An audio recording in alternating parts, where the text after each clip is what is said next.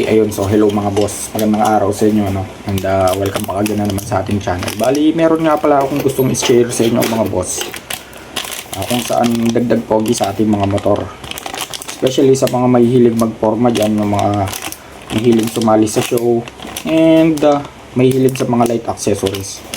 Bali, ito siya mga boss. Actually, matagal ko nang gustong gawa ng tutorial to, no?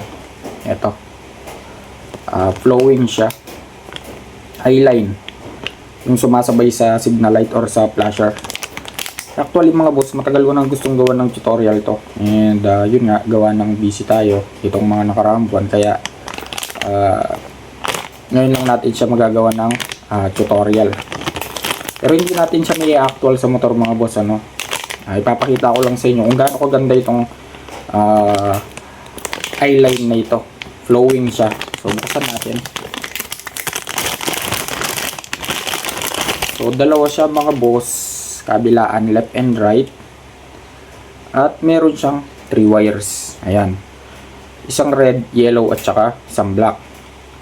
Okay. So, sa mga matatagal na sa channel ko mga boss, kung nakasubaybay kayo noon pa, so alam na agad natin na yung black ay negative or ground. Okay. So, yan, negative. Try natin mga boss, ano. Pailawin lang natin. So pagsamahin muna natin yung dalawang black, dalawang red. Yan, so may mga idea kung paano mag-install ng mini driving light. Same lang sila mga boss, pero nasa inyo na kung saan nyo ito isasabay. So pwede kasi itong isabay sa park light mga boss, as in talagang park light pala ito. And yung isang wire nito mga boss, yung flowing,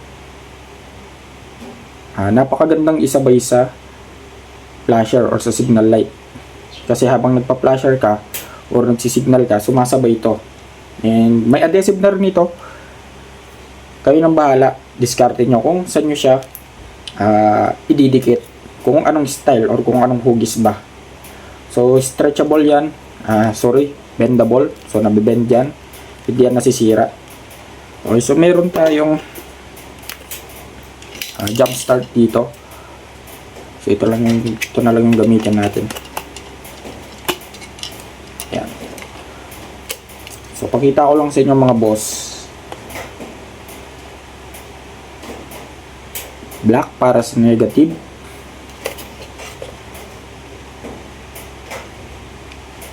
Yan. So nakalamp na natin. Subukan muna natin yung red, kung anong ilaw yung red. Ito siya.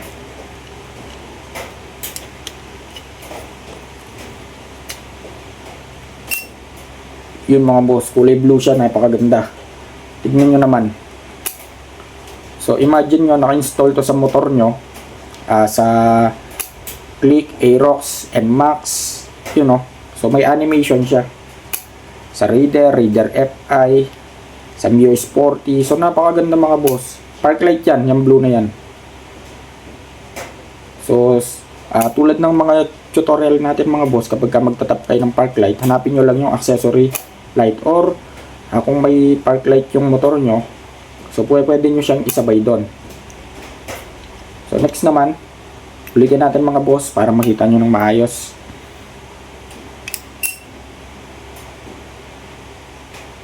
Yun, no? So meron siyang animation talaga, napakaangas. Ice blue yung kulay niya. Then yung yellow naman, ayan mga boss. So kung mapapansin nyo, nagpa-flasher siya. Yan. So napakaangas nito mga boss, ano. Kung mailagay nyo to sa Click, Aerox, NMAX, Raider FI, Raider, Mio, so napakaangas talaga. So pwede ito sa headlight, sa may cowling, sa may assembly, or sa may taillight. So discard nyo na. May adhesive naman mong kasama. And yung iba, nilalagyan pa to ng extra pandikit para mas matibay yung kapit. Okay? Ayan. So tingnan nyo mga boss. So, napakadali lang ng diagram nito mga boss. Yung automatically dito yung black, negative na yon. Tapos dugtungan nyo lang ng wire yung yellow at saka yung red. So nasa inyo na yon kung saan nyo susunod. Pero automatically mga boss, since yung yellow yung nagpa-flasher, isusunod natin siya sa left and right flasher. Para kapag ka nag-flasher tayo ng left or right, sasabay siya, di ba? And then, hanap kayo ng park light or sundan nyo yung park light switch. Kung may park light man yung motor nyo. Sa Mio Sporty mga boss, may mga park light switch yan. No, yung sa may eagle eye natin. So, pwede nyo siyang i-connect doon. Para kapag ka sinusi nyo or in-on nyo yung ignition switch or yung park light switch, pwede siyang sumabay. Ngayon, kapag wala namang park light mga boss, yung motor nyo, katulad ng sa mga Smash, no, kung gusto nyo lagyan ng ganito, tap nyo lang siya sa accessories wire. Or mas maganda, lagyan nyo siya ng separate switch kasi pagka in-on nyo and then tinap nyo sa accessories wire, kahit na umaga, nakasindi siya. So, need talaga lagyan ng separate switch. Okay? Ayun mga boss. So, sana may actual natin to kahit sa motor lang, ano.